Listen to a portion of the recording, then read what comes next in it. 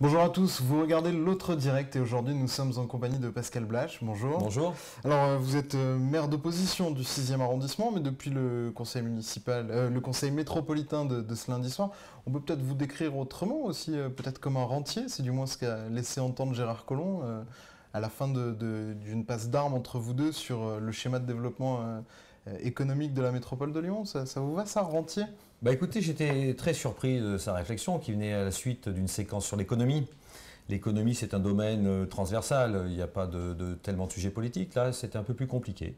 Et à la fin de mon intervention, qui se voulait plutôt positive par rapport au programme de développement économique, il m'a interpellé en me conseillant une lecture, la différence entre l'entrepreneur et le rentier. Alors sur le coup, je n'ai pas tellement compris parce que généralement, je suis assez direct, assez consensuel. Si ça marche, ça marche. Si c'est bien, et si ça n'est pas, je le dis. J'étais très surpris, j'ai trouvé ça à la fois inacceptable et injuste et faux. Voilà.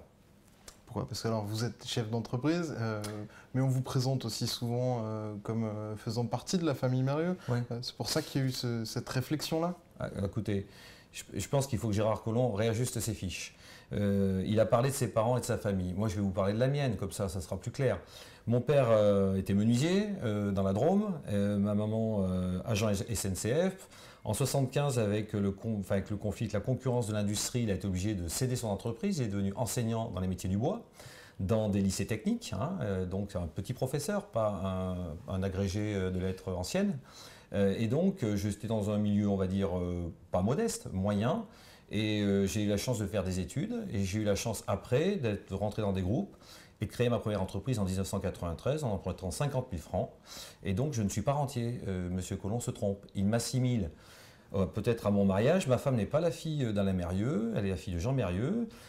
Sa maman est en vie, elle n'a pas hérité comme il peut l'imaginer. J'ai trouvé ça très surprenant. Ça vous a vexé ? Oui, ça m'a vexé parce que j'ai trouvé ça déplacé, faux.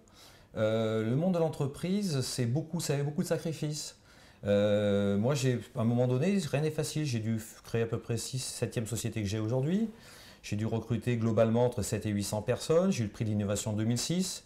Je dois ça à personne, ni à mes relations familiales, ni à d'autres relations. Et j'ai trouvé ça à la fois injuste et j'étais très surpris. Alors, je me suis dit... pourquoi fait-il ça ? Peut-être qu'il a été surpris de mon intervention, qu'il n'était pas du tout... Mais ce serait bien la première fois que vous le critiquez. Je n'ai pas critiqué Gérard Collomb, j'ai juste dit on a besoin d'une perspective plus forte. En plus, maintenant, il fréquente M. Macron. Non, mais si l'opposition se met à faire entendre une voix forte, c'est nouveau déjà à Lyon.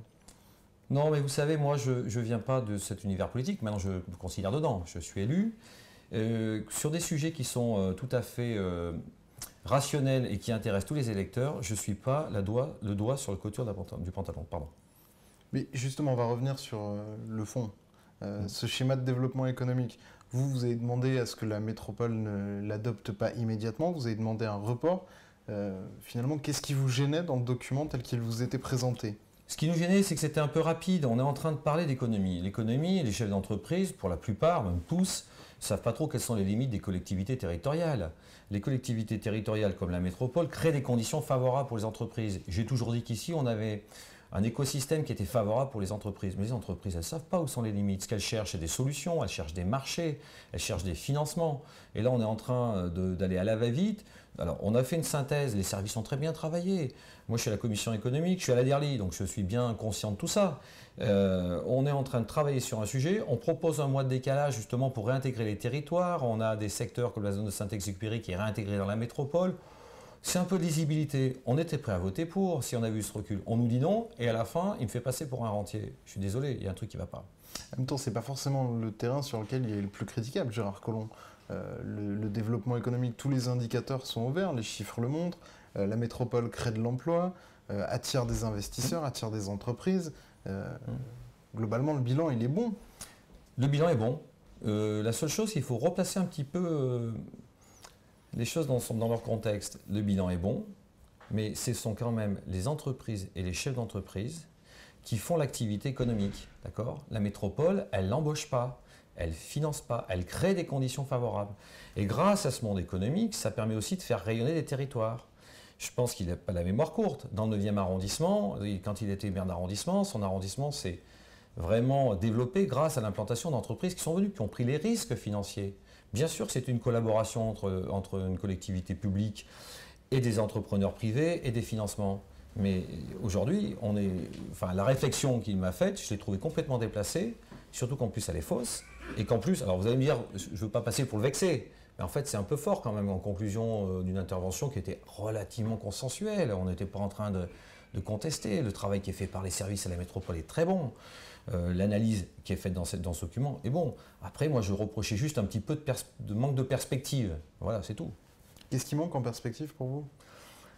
Bon, d'abord, c'est le plan de mandat. Alors, ils sont un peu coincés parce que du coup, on s'arrête à 2021. Le numérique, c'est vrai qu'on fait beaucoup de choses. Il y a beaucoup d'entreprises sur le numérique.